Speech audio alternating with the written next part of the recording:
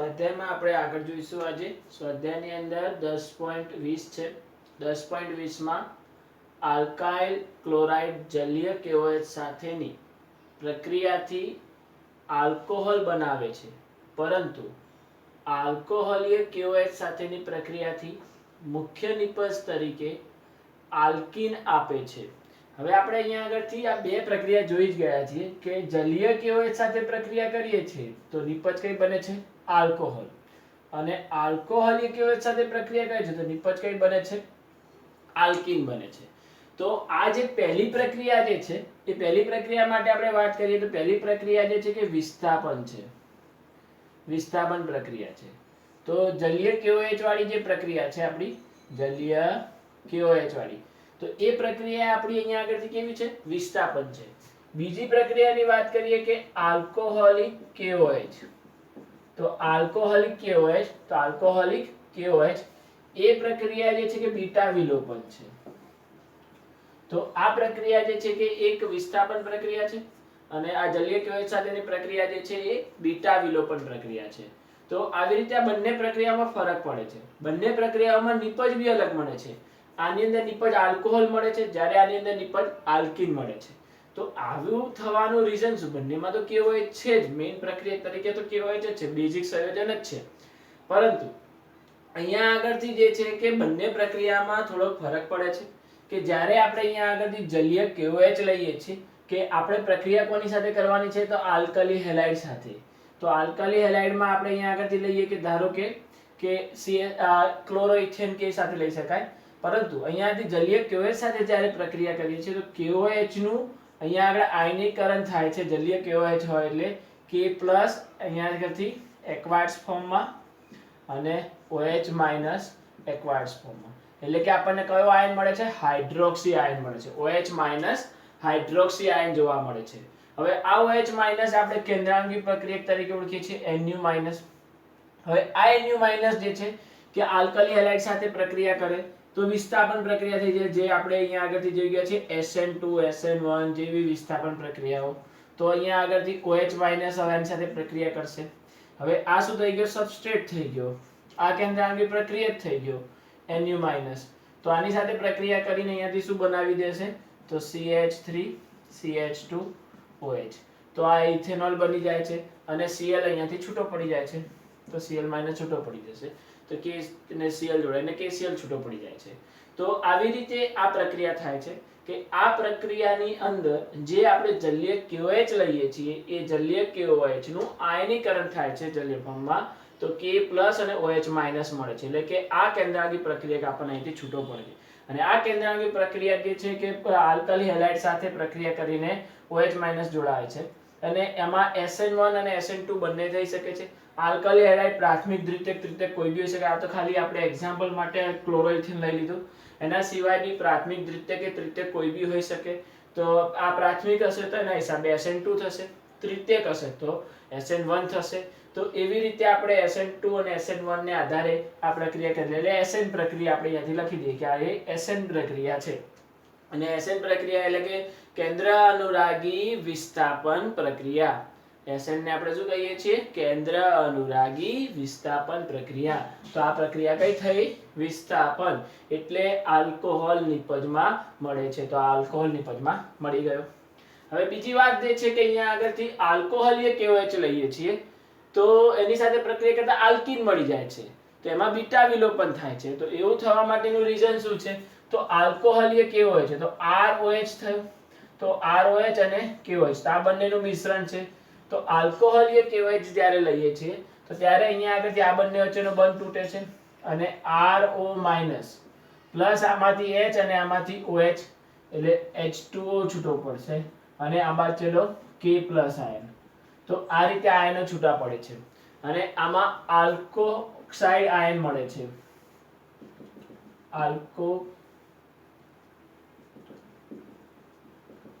Alkoxide. આમાં hydroxy ion જ્યારે મળતો હતો, જ્યારે આમાં કયો મળે છે?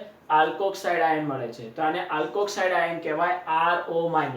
તો આ આલ્કોક્સાઇડ આયન જે છે એ જે છે કે આપણે OH- અને આલ્કોક્સાઇડ આયન- બંનેની બેઝિકતાનો પ્રબળતાનો ક્રમ જોઈએ તો બેઝિક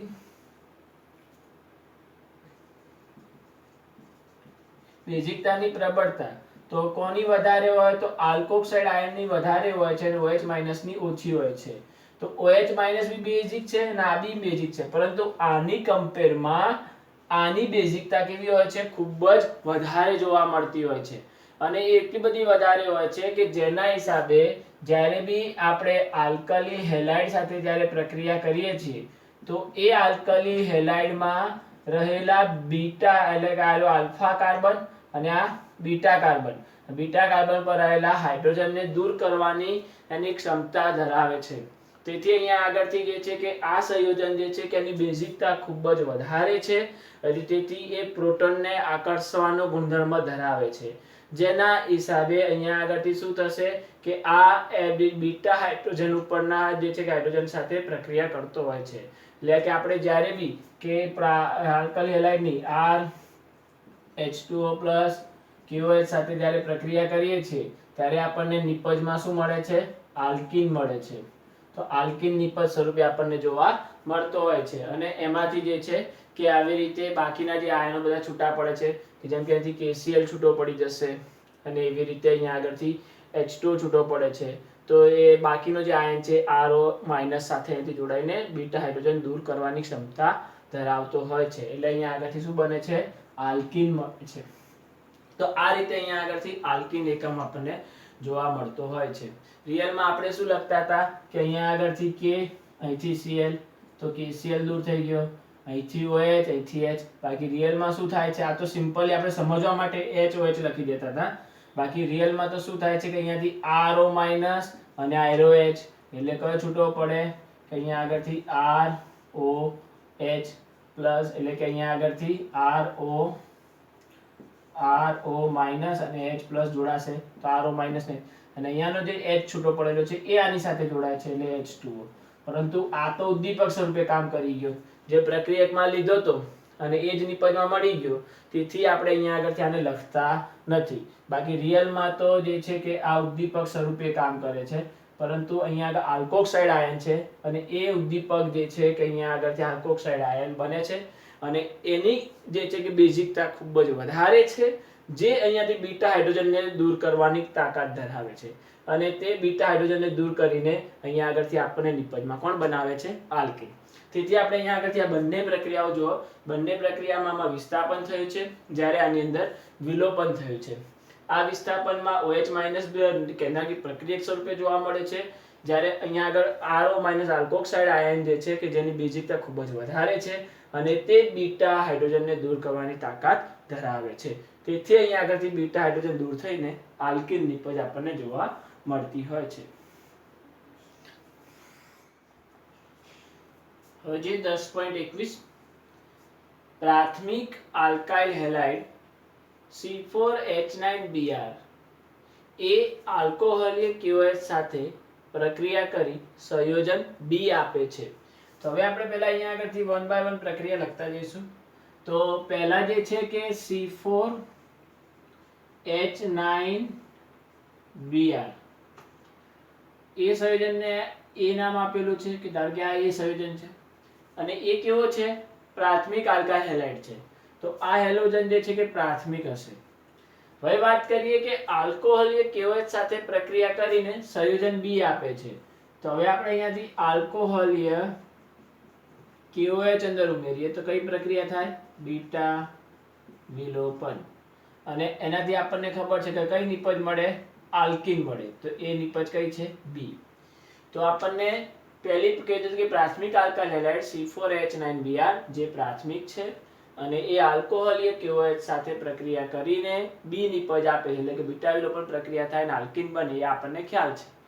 ત્યારબાદ વાત કરીએ અહીંયાથી તો સંયોજન B HBr સાથે પ્રક્રિયા કરીને C આપે છે. તો સંયોજન B ની HBr સાથે પ્રક્રિયા કરો. હવે HBr સાથે પ્રક્રિયા કરીએ તો માર્કોનિકોવ નિયમનો ઉપયોગ થશે અને માર્કોનિકોવ નિયમનો ઉપયોગ થઈને આપણને નિપજ કઈ મળે છે? C નિપજ મળે છે. હવે એ આ માર્કોનિકોવ નિયમ થાય તો એના હિસાબે તો આપણને અહીંયા આગળથી જે નિપજ મળશે તો આલ્કીનમાં ડબલ બોન્ડ હશે, તે એક જગ્યાએ Br જોડાશે ને એક જગ્યાએ H જોડાશે, જે અહીંયાથી દૂર થયું છે એ પાછું જોડાઈ જશે. તો સંયોજન તો C4H9Br જ મળશે આપણને પાછું. પરંતુ નિપજ કઈ હશે? C મળશે. અને જે A નો સમઘટક છે એટલે મતલબ અહીંયા આગળથી A અને C કેવા હશે? Not equal to. A અને C નોટ ઇક્વલ ટુ હશે. બંને એકબીજાના કેવા છે? સમઘટકો છે. આ બંને એકબીજાના સમઘટકો છે. તો A અને C બંને એકબીજાના સમઘટકો છે. આણ્વિય સૂત્ર સમાન છે પરંતુ બંધારણ સૂત્ર બંનેના અલગ હશે. તો એ રીતની વાત છે અહીંયા આગળથી. તો આ રીતે અહીંયા આગળથી C મળી જાય છે. હવે વાત કરીએ કે જ્યારે A સોડિયમ ધાતુ સાથે પ્રક્રિયા કરી સંયોજન D આપે છે. હવે ધારો કે A ની સોડિયમ ધાતુ સાથે પ્રક્રિયા કરો. સોડિયમ ધાતુ સાથે પ્રક્રિયા કરે તો વુડ્સ પ્રક્રિયા થાય, આપણને ખ્યાલ છે. તો વુડ્સ પ્રક્રિયા કરીને આપણને D નીપજ. D માં કોણ છે? તો C8H18. તો આ તમારી D પ્રોડક્ટ થઈ. તો C8H18 આપે છે. તો આ તમારી D પ્રોડક્ટ થઈ ગઈ. હવે વાત કરીએ કે અહીંયા આગળથી જોઈ શકો D ની અંદર કે આમાં 4 કાર્બન હતા અને આમાં 8 કાર્બન થઈ ગયા. તો વુડ્સ પ્રક્રિયામાં ડબલ કાર્બન થાય છે સોડિયમ ધાતુ સાથે. તો આ રહી પ્રક્રિયા થઈ ગઈ. હવે છે જે N-બ્યુટાઇલ બ્રોમાઇડ સાથે સોડિયમ પ્રક્રિયા દ્વારા બનતા સંયોજનથી ભિન્ન છે. હવે આ અહીંયાથી આપણને એક બીજો પોઈન્ટ બી કહી દીધો કે N-બ્યુટાઇલ બ્રોમાઇડ. N-બ્યુટાઇલ બ્રોમાઇડ એટલે આપણને શું થાય કે નોર્મલ આલ્કેન ચેન્જ થાય કે ધારો કે N-બ્યુટાઇલ બ્રોમાઇડ. તો 4 કાર્બનની સળંગ શૃંખલા અને અહીંયા આગળ બધે H હશે અને બધી જગ્યાએ આપણે H હશે. તો નોર્મલ બ્યુટાઇલ બ્રોમાઇડ. આની સોડિયમ સાથે પ્રક્રિયા કરો તો શુષ્ક ઇથર. તો આના 2 મોલ, આના 2 મોલ. અહીંયા બધે H મૂકી દો. આના 2 મોલ. હવે આની જે છે કે જ્યારે આપણે અહીંયા આગળથી આ સોડિયમ ધાતુ સાથે પ્રક્રિયા કરી એટલે 2 મોલ Na અને અહીંથી Br. તો 2 મોલ NaBr છૂટો પડે પ્લસ આના જે 4 કાર્બન છે 4 ના 4 ને 2 શૃંખલા એકબીજા સાથે જોડાઈ જાય. તો અહીંયા આગળથી CH3 CH2 CH2 CH2 CH2 2 3 4 5 6 7 અને 8.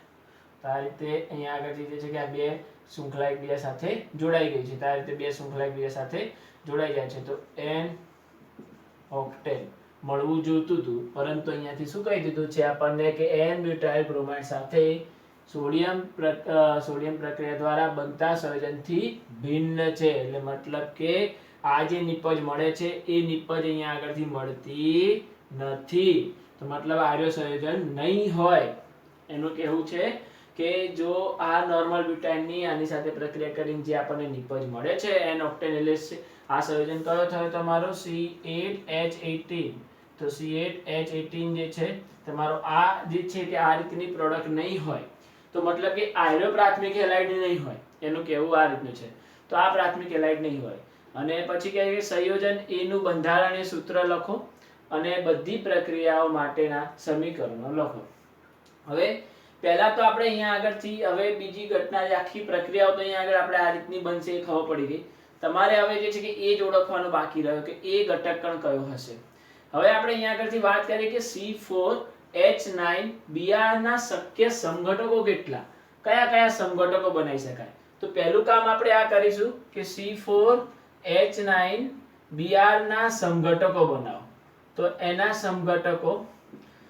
એના સમઘટકોમાં જે છે કે પહેલો સમઘટક લઈએ કે ધારો કે CH3 CH2 CH2 CH2 Br 1 bromo butane. ત્યાર પછી બીજો સમઘટક થાય Br બીજા નંબરે આવી જાય તો CH3 CH2 CH Br CH3. તો 2 બ્રોમો બ્યુટેન. તો બીજો સમઘટક થયો. ત્રીજો સમઘટક એટલે Br ના રોટેટ થાય તો નીચે ચેનમાં આવે તો CH3 CH CH3 CH2 Br. તો એક ચેન નીચે ઉતારી તો એના હિસાબે આપણે થશે 2 મિથાઇલ 1 બ્રોમો પ્રોપેન. અને ચોથો સમઘટક થશે Br અહીંયા આગળ આવી જશે તો CH3 C Br CH3 CH3. તો સોરી, આની અંદર 1 બ્રોમો પહેલા લખાશે, 1 બ્રોમો 2 મિથાઇલ પ્રોપેન. આની અંદર બી આપણે 2 બ્રોમો 2 મિથાઇલ પ્રોપેન. તો ટોટલ આ 4 સમઘટકો અહીંયાથી શક્ય છે. હવે આ ચારેયની અંદર જોઈએ તો આ જે છે કે હેલોજન ધરાવતો કાર્બન એક ચેનથી જોડાયેલો છે, એટલે મતલબ આ પ્રાથમિક થઈ ગયો આપણો. હેલોજન ધરાવતો કાર્બન કેટલી ચેનથી જોડાયેલો છે? 2, તો આ દ્વિતીયક. હેલોજન ધરાવતો કાર્બન એક ચેનથી જોડાયેલો કહેવાય, તો આ પ્રાથમિક. અને હેલોજન ધરાવતો કાર્બન બીજી 3 ચેનથી જોડાયેલો છે, તેથી આ તૃતીયક. તો આની અંદરથી કયા કયા સમઘટકો પ્રાથમિક મળ્યા? તો પહેલો અને ત્રીજો. તો આ બે સમઘટકો તમને જે છે કે પ્રાથમિક મળે છે. અને દ્વિતીયક અને તૃતીયકની તો વાત જ નથી કરવાની, આપણે નાત પાડી દીધી કે આપણને પહેલી જ લાઈનમાં આપણને કહી દીધું છે કે આ કયો હેલાઇડ છે? પ્રાથમિક હેલાઇડ. હવે એ પ્રાથમિક હેલાઇડમાં બીજી કન્ડિશન આપણને આ જે છે કે બે પ્રાથમિક હેલાઇડ મળ્યા, અને આ બે પ્રાથમિક હેલાઇડમાં એક કન્ડિશન આપણને અહીંયા આગળ બી કહી દીધી કે આ જે છે કે n બ્યુટાઇલ બ્રોમાઇડ થી મળતી નિપજ કરતા ભિન્ન છે. એટલે મતલબ પ્રાથમિક હેલાઇડમાં આ જે પહેલો સમઘટક મળ્યો એ આપણને મળતો નથી. તો હવે બાકી કયો રહ્યો? ત્રીજા નંબરનો. તો આ ત્રીજા નંબરનો સમઘટક જે છે કે 1 બ્રોમો 2 મિથાઇલ પ્રોપેન, એરિયો જે છે કે અહીંયા આગળથી A માં હોઈ શકે છે. તો એ ઘટકકણ સ્વરૂપે કયો બાકી રહ્યો? ત્રીજા નંબરનો.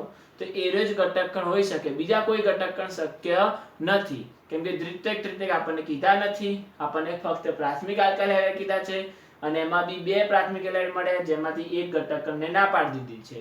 તો આપણે બચ્યો કયો? 1 બ્રોમો 2 મિથાઇલ પ્રોપેન. તો આર્ય સમઘટક અહીંયા આગળથી શક્ય છે કે જેના હિસાબે આપણે અહીંયાથી આખી પ્રક્રિયા થઈ શકે. હવે આ સમઘટક આપણે અહીંયા આગળ આની અંદર મૂકીએ અને આખી પ્રક્રિયા અહીંયા આગળથી દર્શાવીએ તો શું નિપજ આવે છે?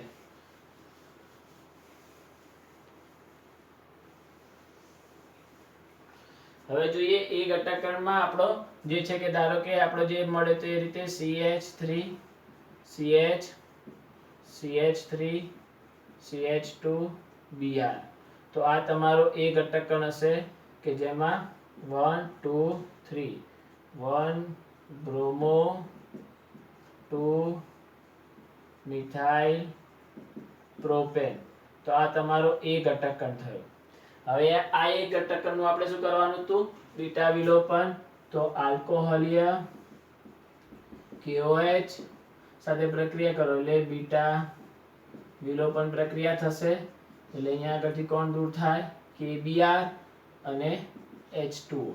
એટલે આ બંને 1 2 વચ્ચે અહીંયા આગળથી ડબલ બોન્ડ આવી જશે. તો CH3 C double bond CH2 CH3. આના ઉપરથી Br આલ્ફા ઉપરથી અને બીટા ઉપરથી હાઇડ્રોજન દૂર થયો. તો આ રીતનો અહીંયા આગળથી આલ્કીન બની જશે 1 2 3. તો 2 મિથાઇલ પ્રોપેન 2 મિથાઇલ પ્રોપેન. તો આ રીતે આપણને જે છે કે નિપજ જે મળી એ નિપજ કઈ હશે? B હશે. હવે આ B નિપજનું આપણે HBr સાથે પ્રક્રિયા કરો. HBr સાથે પ્રક્રિયા કરીએ એટલે કયો નિયમ લાગુ પડશે? માર્કોનિકોવ. તો માર્કોનિકોવ નિયમને આધારે જે છે કે બીજા નંબરના કાર્બન ઉપર Br જોડાશે, પહેલા નંબરના કાર્બન ઉપર હાઇડ્રોજન જોડાય છે. તો નિપજ કઈ આવશે? CH3C Br CH3 CH3. એમાં 1 2 3. તો 2 બ્રોમો 2 મિથાઇલ પ્રોપેન. તો આ તમારી થશે C. જે આપણે A અને C બંને કેવા આયા? અલગ આયા. બંને એકબીજાના કેવા છે? સમઘટકો. તો A અને C બંને સરખા બંધારણ નથી ધરાવતા, બંને એકબીજાના કેવા છે? સમઘટકો છે. જેના હિસાબે આપણે એ લખી શકાય કે આ પ્રક્રિયા આપણે આ રીતે આખી પ્રક્રિયા કરી શકાતી હોય છે. હવે આપણે જે 4 સમઘટકો બનાવ્યા હતા, 4 સમઘટકો બી તમારે અહીંયા આગળથી લખવાના છે અને એને દર્શાવવાના છે. તો એ 4 સમઘટકો બનાવવાના અને પછી આ પ્રક્રિયા લખવાની રહેશે. તો આ રીતની આખી જે છે કે વસ્તુ આપણે અહીંથી લખી શકાય છે. ચલો ખ્યાલ આવશે. હવે આગળ જઈએ. તો જે 10.22 શું થાય છે જ્યારે, એટલે કે આ રીતની બધી પ્રક્રિયાઓ કીધેલી છે કે આ સંયોજનની આની સાથે પ્રક્રિયા કરતા કઈ નિપજો આપણને મળે છે. તો એ રીતે અહીંયા આગળથી એક અલગ જ પ્રકારનું પરિવર્તન જ છે આ. તો આ પરિવર્તનોમાં જોઈએ આપણે અહીંયા આગળથી શું કીધેલું છે. પહેલી પ્રક્રિયા નોર્મલ બ્યુટાઇલ ક્લોરાઇડની આલ્કોહોલીય KOH સાથે પ્રક્રિયા કરવામાં આવે છે. તો નોર્મલ બ્યુટાઇલ ક્લોરાઇડ આપણે લઈએ તો CH3 CH2 CH2 CH2 Cl. તો નોર્મલ બ્યુટાઇલ ક્લોરાઇડ, તો નોર્મલ બ્યુટાઇલ ક્લોરાઇડ છે. હવે આની આલ્કોહોલીય KOH સાથે પ્રક્રિયા કરો એટલે આલ્કોહોલીય KOH એટલે કે ROH પ્લસ KOH. આપણને ખ્યાલ છે એ પ્રમાણે કઈ પ્રક્રિયા છે, બીટા વિલોપન. તો બીટા વિલોપન થઈને અહીંયાથી KCl છૂટો પડશે અને H2O છૂટો પડશે અને આ 1 2 વચ્ચે અહીંયા આગળથી કયો બંધાઈ જશે, ડબલ બોન્ડ આવી જશે. તો CH3 CH2 CH double bond CH2 એટલે બ્યુટ 1 ઇન. તો બ્યુટ 1 ઇન મળી જશે કે બીટા વિલોપન થશે એટલે ડબલ બોન્ડ આપણને જોવા મળતા હોય છે. તો આ રીતે આપણને બ્યુટ 1 ઇન જોવા મળશે પહેલા પ્રોડક્ટમાં. પછી બીજી પ્રક્રિયા છે કે બ્રોમોબેન્ઝીનની શુષ્ક ઇથર ની હાજરીમાં મેગ્નેશિયમ ધાતુ, મેગ્નેશિયમ માટે આપણને ખબર છે કે ગ્રિગ્નાર્ડ પ્રક્રિયા સાથે પ્રક્રિયા કરવામાં આવે તો કઈ નિપજ મળે. તો આપણે અહીંયા આગળથી પહેલા બનાવીએ બ્રોમોબેન્ઝીન. તો આ બની ગયો તમારો બ્રોમોબેન્ઝીન. બ્રોમોબેન્ઝીનની મેગ્નેશિયમ ધાતુ સાથે ઉદ્દીપક કયો કીધો છે, શુષ્ક ઇથર. તો શુષ્ક ઇથર સાથે પ્રક્રિયા કરો, મેગ્નેશિયમ ધાતુ અંદર ઉમેરવાની છે. તો આપણે અહીંયા આગળથી ગ્રિગ્નાર્ડ પ્રક્રિયા તૈયાર થશે કે બેન્ઝીન રિંગ ઉપર MgBr, ફિનાઇલ મેગ્નેશિયમ બ્રોમાઇડ, ફિનાઇલ મેગ્નેશિયમ બ્રોમાઇડ, જેને આપણે શું કહીશું, ગ્રિગ્નાર્ડ પ્રક્રિયક. તો આ કહેવાય છે આપણો ગ્રિગ્નાર્ડ પ્રક્રિયક. RMgX બને છે. એવી જ રીતે અહીંયા આગળથી ARMgX જે પ્રકારનું સંયોજન છે જેને આપણે ગ્રિગ્નાર્ડ પ્રક્રિયક તરીકે ઓળખી શકીશું. ત્યારબાદ વાત છે કે ક્લોરોબેન્ઝીનનું જળ વિભાજન કરવામાં આવે છે. ક્લોરોબેન્ઝીનનું જળ વિભાજન કરો તો જે પેલી ડાઉ પદ્ધતિ હતી એ રહી પ્રોસેસ છે. તો ક્લોરોબેન્ઝીન ડાઉ પદ્ધતિ આપણે કરી ગયા હતા કે ક્લોરોબેન્ઝીનમાંથી ફિનોલ બનાવવાની જે પદ્ધતિ છે તો એનું જળ વિભાજન કરીશું. તો પહેલા જે સ્ટેપમાં આપણે અહીંયા આગળથી NaOH ઉમેરવામાં આવે. NaOH જે છે કે આપણે 623 કેલ્વિન તાપમાને અને 300 વાતાવરણ દબાણે પ્રક્રિયા કરીએ છીએ. તો 623 કેલ્વિન તાપમાન અને 300 વાતાવરણ દબાણ. અને બીજો સ્ટેપ લઈએ છીએ HCl એટલે કે H2SO4 સાથે આપણે અહીંયા આગળથી એસિડ સાથે પ્રક્રિયા કરીએ છીએ. તેની સાથે પ્રક્રિયા કરતા આપણને નિપજમાં ફિનોલ મળે છે. તો OH ફિનોલ. આખી ક્રિયાવિધિ મેં તમને ડાઉ પદ્ધતિમાં આખી પદ્ધતિ સમજાવેલી છે કે ક્લોરોબેન્ઝીનમાંથી ફિનોલની બનાવટ છે આ રહી. તો 6 થી 8% સાંદ્રતા વાળો અહીંયાથી NaOH લેવામાં આવતો હોય છે અને એની 623 કેલ્વિન તાપમાને 300 વાતાવરણ દબાણે પ્રક્રિયા કરો એટલે સોડિયમ ફિનોક્સાઇડ મળે છે અને એની HCl સાથે પ્રક્રિયા કરી દો એટલે તમને અહીંયાથી ફિનોલ મળી જાય છે. તો એ રીતનું આખું જળ વિભાજન છે. પછી ઇથાઇલ ક્લોરાઇડની જલીય KOH સાથેની પ્રક્રિયા. તો ઇથાઇલ ક્લોરાઇડ લઈએ તો CH3 CH2Cl, ઇથાઇલ ક્લોરાઇડ ક્લોરોઇથેન છે અને એની આપણે જે છે કે જલીય KOH સાથે પ્રક્રિયા કરવાની છે એક્વાયર્ડ ફોર્મમાં. એક્વાયર્ડ ફોર્મમાં હોય તો SN ક્રિયાવિધિ લાગુ પડશે. તો SN2 ક્રિયાવિધિ લાગુ પડે છે અને SN2 ને આધારે અહીંયા આગળથી નિપજ શું બનશે, CH3 CH2OH ઇથેનોલ અને અહીંયા આગળથી KCl છૂટો પડશે, ઇથેનોલ મળશે અને KCl છૂટો પડે છે. તો આ પ્રક્રિયા જે છે કે કેન્દ્ર અનુરાગી વિસ્થાપન પ્રક્રિયા છે, SN2 છે. અને અહીંયા આગળથી આ રીતે આપણે લખી શકાય છે. હવે આગળ જોઈએ આમાં જે પાંચમી પ્રક્રિયા મિથાઇલ બ્રોમાઇડની શુષ્ક ઇથરની હાજરીમાં સોડિયમ સાથે પ્રક્રિયા કરવામાં આવે છે. તો અહીંયા આગળથી મિથાઇલ બ્રોમાઇડ છે CH3Br, methyl bromide, methyl bromide અથવા બ્રોમોમિથેન બી કહી શકાય. તો અહીંયા આગળથી મિથાઇલ બ્રોમાઇડની શુષ્ક ઇથરની હાજરીમાં સોડિયમ સાથે પ્રક્રિયા કરી, એટલે સોડિયમ ધાતુ ઉમેરવાની છે અને શુષ્ક ઇથર.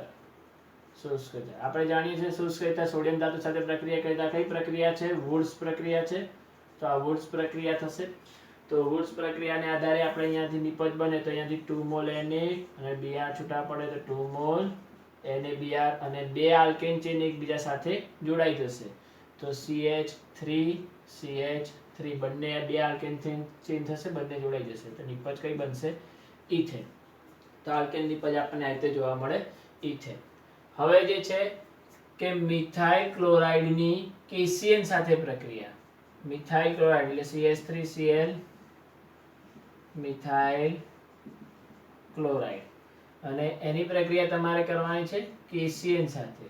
તો મિથાઇલ ક્લોરાઇડની કેશિયન સાથે પ્રક્રિયા કરવામાં આવે તો અહીંથી કે આમાંથી Cl એટલે કઈ દૂર થાય? કેશિયન. Cl અંદર દાખલ થઈ જાય તો CH3C ટ્રિપલ બોન્ડ N. તો મિથાઇલ સાયનાઇડ. મિથાઇલ સાયનાઇડ અથવા ઇથેન નાઇટ્રાઇલ બી કહી શકાય. તો આ રીતે મિથાઇલ સાયનાઇડ જે છે કે આપણને નિપજ જોવા મળે છે. તો આ ચેપ્ટર જે છે કે આપણો અહીંયા આગળ સંપૂર્ણપણે પૂર્ણ થાય છે. ફ્રેન્ડ્સ, આપણે અહીંયા આગળથી આજે આ ચેપ્ટર સંપૂર્ણપણે પૂર્ણ કરીએ છીએ અને આ ચેપ્ટરની અંદર જે છે કે તમને મારી ચેનલ ઉપરથી જે છે કે જી કેમિસ્ટ્રી બાય ગૌરવ ગુપ્તા, તો આ ચેનલ ઉપરથી તમને એક પ્લેલિસ્ટ મળી જશે અને એ પ્લેલિસ્ટમાં જે છે કે સ્ટાન્ડર્ડ 12 ગુજરાતી મીડિયમ યુનિટ 10 એ પ્લેલિસ્ટની અંદર 1 થી 30 લેક્ચર જે છે કે બધા લેક્ચર ટોપિક વાઇઝ જે છે કે અરેન્જ કરેલા છે અને તમે ગમે ત્યારે બી ભવિષ્યમાં બી આ ચેપ્ટરને જે છે કે ફરી રિવાઇઝ કરવા માંગો છો તો એ પ્લેલિસ્ટ ઉપર જઈને તમે ત્યાંથી જે ટોપિક રિવાઇઝ કરવા માંગો છો એ ટોપિક તમને ત્યાં આગળ મળી જશે અને એ રીતે આખા બધા જ લેક્ચરને મેં અરેન્જ કરીને તમને મૂકી દીધા છે. તો એ રીતે તમે રિવિઝન બી કરી શકશો. તો તમે જે છે કે અમુક સમયાંતરે બી આને જે છે કે તમે રિવિઝન કરતા રહેજો. ઓર્ગેનિક જે છે કે એવી કોઈ વસ્તુ નથી કે ડાયરેક્ટલી આપણે એકવાર કરી લીધું, હાલ આવડી ગયું તો પછી પાછળ તકલીફ નહીં પડે. અહીંયા આગળથી જે છે કે સાયન્સનો બેઝિક ફંડામેન્ટલ છે કે તમે અહીંયાથી સતત રિવિઝન કરતા રહો. તો અહીંયા આગળથી જે છે કે તમે બને ત્યારે ગમે ત્યારે બી તમને જેવો ટાઈમ મળે છે તો દરેક થિયરીને એકવાર ફટાફટ બી રિવાઇઝ કરી શકાય છે. તો સતત રિવિઝન કરતા રહો તો જેના હિસાબે તમને અહીંયા આગળથી લાસ્ટમાં એક્ઝામમાં કોઈ પ્રોબ્લેમ નહીં આવે. બાકી બધા વિદ્યાર્થીઓએ બહુ સારી રીતે કામ કર્યું છે, બહુ સારી રીતે એવો સપોર્ટ બી આપ્યો છે અને એ જ રીતે આપણે આગળ જે છે કે આવા નેક્સ્ટ ચેપ્ટરને બી જોતા જઈશું. Okay, thank you.